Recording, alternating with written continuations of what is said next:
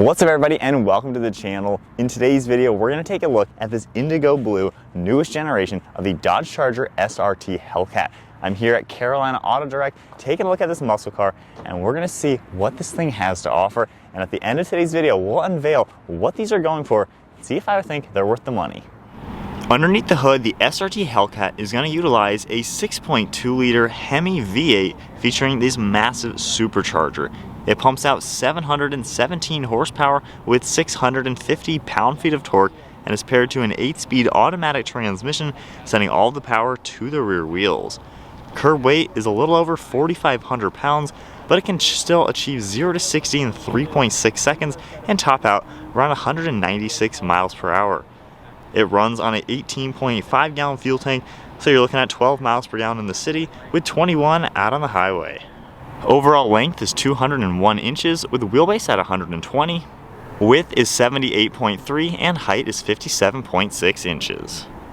Moving on to the exterior styling with the latest generation SRT Hellcat Widebody, this is a really stunning looking muscular car.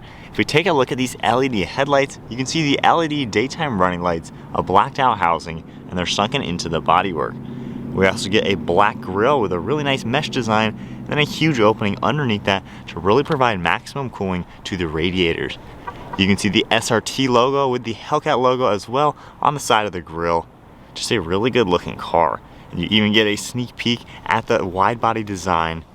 We get more openings down below with more black mesh to really provide maximum cooling. And then you get a huge front splitter, all part of the front bumper, to give it an aggressive appearance.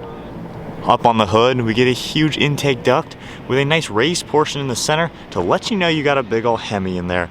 Then you also can see the heat extraction vents on the side with really clean lines all around the hood. And then at the side profile, you get a massive set of 20-inch wheels finished in a very cool bronze color. They have a very deep dish design with a split 5-spoke, and you also get those 6-piston Brembo brake calipers. We get 305 wide tires up front and in rear to really give you some traction, and I just love how nice these wide body fender flares look. You get that Hellcat logo on the side, then some really clean lines along the side profile. There's also a set of body colored door handles and body colored mirror caps with all black around the windows. You get a sunroof up top along with that shark fin antenna, and then moving towards the rear, you also get a nice Brembo brake. You can get a really good idea of how concave these wheels are, and they just look really nice with that wide body. The Charger Hellcat has a very nice side profile, and it's pretty proportional. You can also tell just how large of a sedan it is. You got that huge hood and equally a huge trunk. This is a massive car. In back, we get a very nice lip spoiler mounted along the trunk, a rear view backup camera right in the center with Dodge written out, and a very cool set of LED taillights. I love how the LEDs span all the way from one side to the next, and you can see the blacked out housing in the center. We get your Charger logo on the left side, then the SRT Hellcat logo on the right, and then more sharp lines throughout the bumper.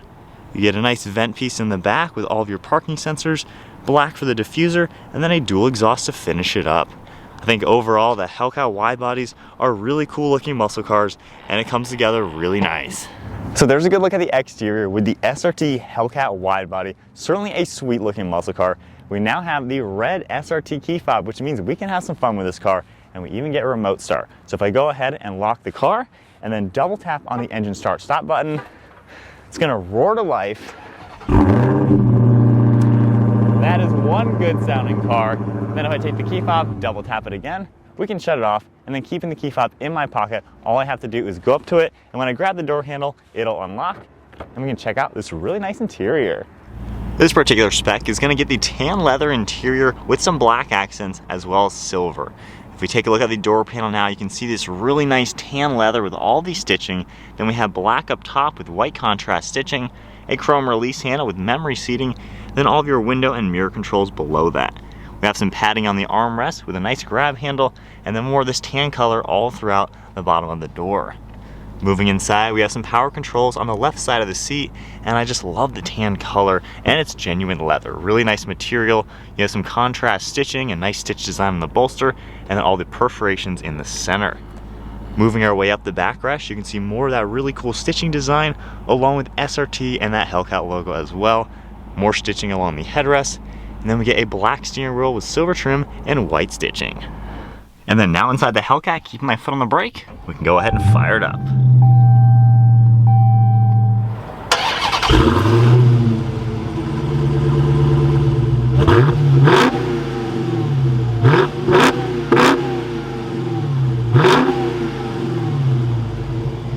Taking a look at the gauge cluster now, we have a digital screen right in the center with your temperature as well as fuel.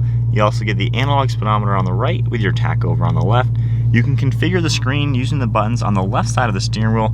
So if we go ahead and scroll through this, right now we have the digital speed. Scrolling down to vehicle information, there's all sorts of different vitals that you can scroll through, see all sorts of things within the car. We can continue down, you can see performance indications, 0 to 60, 100, different quarter mile times, and things like that. Then we also have your fuel economy, which isn't too important in a car like this. We also have trip, as well as audio, and then different messages, and then just a few more basics will come up. Taking a look at the steering wheel, we get SRT written out, cruise control settings on the right side, and a few Bluetooth controls on the left. And we get a set of steering wheel mounted paddle shifters. They are nicely finished off in aluminum, however they're only just a couple inches tall. And then underneath that on the back side, we have buttons for the radio as well as volume. We have the stock on the left for turn signals as well as wipers. Then all of your headlight controls on the left side with the interior dimming and trunk release. Then some nice metal design around the gauge cluster and air vent. You can see some black leather type material with white stitching all around the dash. Has a cool design. It is a synthetic rubber material, and then this is all plastic, however it looks like a nice machined metal. We have the screen right in the center with all of your performance pages popping up. You can see your power, current gear, things like that. We have the timers that can pop up as well, different gauges to monitor more vitals, a G-force meter, as well as an engine, and when you give it a little bit of gas, you can see how much power it's putting out, as well as a cool dyno. We have media indications on this far left side with all of your climate controls. Very easily you can adjust everything with all of your different controls. If we tap the controls icon, we have heated and ventilated seats along with heated steering wheel. Then we have our apps logo right in the center with a few more things. You can scroll over and see a few more items. We also have settings within the car, then the performance page is right here. So it'll come back up with all of those as a nice shortcut. We have the SRT logo you can press, and it comes up with more items. You can adjust launch control, your shift light, adjust your different drive modes, race options as well. So it's pretty neat to see how everything is laid out. If I go ahead and put the car into reverse, that backup camera pops up and you're gonna get parking sensors in the center screen. The graphics are okay, however, this car has been around for a long time and is going to be getting refreshed very, very soon. Underneath that, we have a few shortcuts for all of your volume controls, tuning and scrolling, traction control, parking sensors, as well as launch control. Then underneath that, we get physical climate controls. When you make any adjustment, it'll come up on the screen as well. You have your two temperatures, air conditioning, and the defrost. Then underneath that, you can see your plug, as well as a little bit of storage. We have the shifter right in the center with a manual shift mode, then a little bit of storage on the right side, more of that plastic material. Then if we slide this back, we get two cup holders as well as a slot for the key fob or a cell phone. We have some more of this black leather and stitching, and then we get into our center glove box. You have a removable change area with storage, then some plugs in here as well, and it's a pretty good size. On the far right side, if we open up the glove box, you can see all sorts of space in there. And then one last look at the interior. This car, like I said, has been around for quite some time, so it's starting to get a little outdated. However, if you have a leather interior, I think it really makes the interior stand out, and especially this two-tone, it's actually a pretty nice place to be. Up on top, we have a black headliner with our sunroof sunshade. You can easily open this. Then up in front of that, we have garage door buttons, sunshade buttons, as well as a sunglass holder in the front side. Then lastly, we have our mirror, and then of course the visors. And then moving on to the rear seat space, if I grab the door handle and open it up, the rear door panel is finished off just like we saw up front with the two-tone tan and black leather. We get the same material in back with the cool stitching and all of those perforations. This can seat 3 people back here. There is some amenities. You get storage on the back side of both of the front seats. Then you get climate control vents, heated seats, as well as 2 plugs. So then sitting in the back seat of the Charger Hellcat, this is a pretty roomy car. Obviously it's one of the biggest sedans out there on the market, and at 5'11", I have plenty of headroom, and even with the driver's seat set at my height, I have plenty of knee room. The seats don't recline, however, they're at a really good angle, good armrest on the left side, no armrest in the middle, so that's kind of a downfall. But quite honestly, for being such a roomy car, it is nice and comfortable back here and can be a very useful family sedan. Moving to the trunk space, we have that button on the interior, the one on the key fob, or of course you can just press the button back here and this will automatically pop open.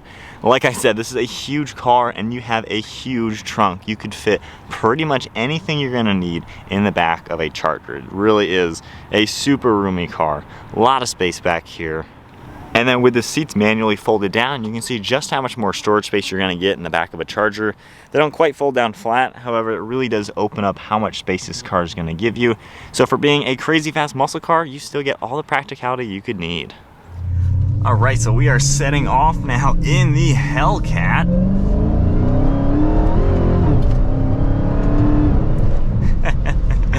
First off, it sounds so good. The supercharger whine is something you just don't get in other cars. It sounds so cool. The rumble of the HEMI. I mean, this is a really good sounding car.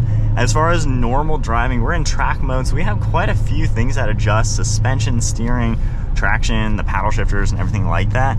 It's actually a really comfortable car, even in track mode. We're on a pretty decent country road here, and it's actually comfortable, it's smooth, it's quiet when you're just driving normally. Great visibility out of the windshield, huge windows all around, fantastic rearward visibility. It's an easy car to drive. I mean, this can totally be just your daily driver, your normal car. You can kind of do anything in the Charger Hellcat, and then you have the engine to back it up to have some fun with it. Now the paddle shifters are tiny. I wish it was the whole thing, kind of like what the TRX is like. However, at least they're big enough and you know where they are. That's one downfall, I would say. I wish they were a little bit cooler. But normal driving, you know, even in track mode is quite nice. If you are in auto mode and just have the transmission in automatic, it kind of just tones down even more and is this a normal, like, soft, kind of a luxury focused car. It actually feels very tame, very conservative. It doesn't feel as scary as it may sound, packing over 700 horsepower. So they did a good job making the car kind of be able to do both. You can do the conservative stuff and yet you can rip on it and have a lot of fun. As far as acceleration, now this just isn't the fastest car out there. It is pretty good with the numbers. However, when you look at other cars that are 700 horsepower, this kind of is the big one of the group. This weighs as much as an SUV. It weighs nearly 1,000 pounds more than other cars with similar power. So if you are used to cars with this type of power, this isn't going to feel that fast. The normal person, yes, this is a fast car. Obviously, it still is fast, regardless of what you're comparing to. It's a fast car. However, you know, if you're used to other things, my Nissan GT-R has around the same horsepower. It's a lot faster with all-wheel drive and nearly 1,000 pounds less. So, you know, it kind of depends on your perspective, what cars you are used to. It still doesn't take away from the fact that this is a fun car to drive, and you can do a lot with it.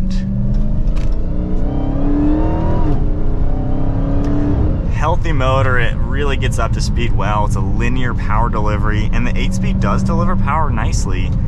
For being big, it actually handles pretty decent. You wouldn't quite expect that. Brakes are fantastic, the steering feel. It's actually a fun car, even in turns. Now again, there's other cars that are gonna be much better than this, that are significantly lighter weight. But if you want that muscle car, you want that space, and you want some power, it still is decent handling. It really is a pretty good, well-rounded car. And honestly, you can have a blast with it, just ripping it around. The way the suspension tightens up, it's a fun car. All right, so turning around to my perspective, honest thoughts of being in this.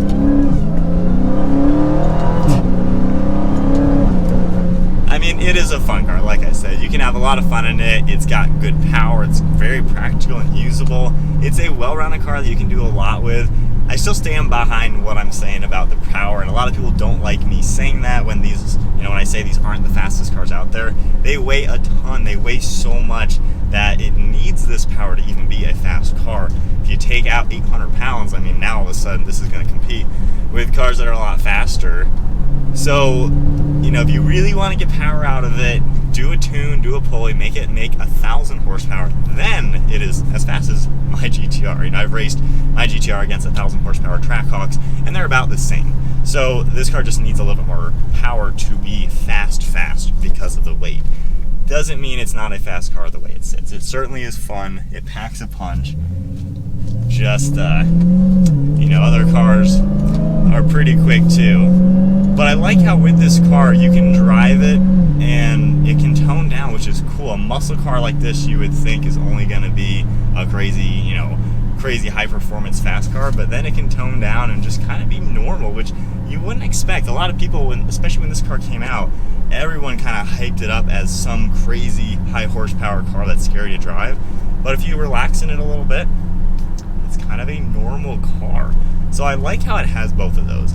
Only downfall is really just the interior. It's getting old. This car has been around for quite some time now, and we know that. We know it's been around for a while and needs an update for the interior. I'm sure the new one is right around the corner. This is kind of it for this Charger. They're kind of going away to a whole new vehicle soon. It might even be electric. We're not 100% sure. But at least this one, it's not that bad when you have the leather interior. I think if you have cloth, it makes the interior look really bad. But with the leather, it's not that bad. It's just the technology that's a little out of date. So for me, the only real complaints with the car just is that it is so big. It's so heavy.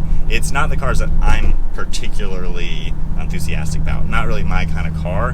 However, it is a cool muscle car. It is fun to drive. You can do a lot with it. So for people who want to buy these cars, the people who really like these cars, I can see why. I can see having a big practical sedan that you can just do whatever you want, and it's practical. You can cruise on the highway and just be in a luxury car, but then you press a few buttons, get into the track mode, having the red key and stuff, and you can just have a blast playing with the power in this car.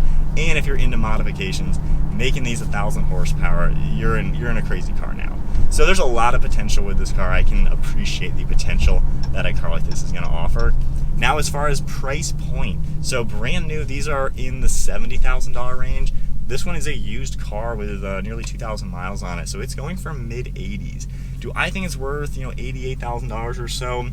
Kind of yes and no. I think it depends on your taste in car. For me personally, like I've already mentioned, this isn't my kind of car. For this money, I would buy another GTR because that's my kind of car. However, people buy these, people love these, and they sell. So clearly these are worth the money due to the fact that the demand is there and people are willing to buy these, because how many sedans, an American muscle car sedan, are out there with a ginormous engine that you can tune to 1,000 horsepower easy? This is the only thing that really exists. So there is a special market for it. It's a small market, of course. These aren't crazy mass produced, and they're worth the money because they sell for what they go for. For me, yeah, I'd buy a GTR again and again for the same kind of money because it's faster with less power. But obviously, if you're running a muscle car, this is a way to go. And I still love the looks. Even though this is old, I love the way these Chargers look. The Widebody looks amazing. Dodge really killed it with just how cool these cars look. And even being old, these things still look so good. And I think, you know, years to come, they're still going to be fantastic looking cars and are always going to be something fun and something's pretty special. But that is then it. Taking a look at the SRT Widebody Hellcat. Pretty cool muscle car for sure. This blue, this interior, this is the spec to get. If I had to buy one, I'd get this spec and then go crazy tuning it up. But if you guys enjoyed the video, give it a thumbs up, hit that subscribe button, stay tuned for plenty more content, and then big shout out and thank you to Carolina Auto Direct for providing this muscle car for today's video. Check out that link to their website. They have so many awesome cars. I'll see you guys in the next video.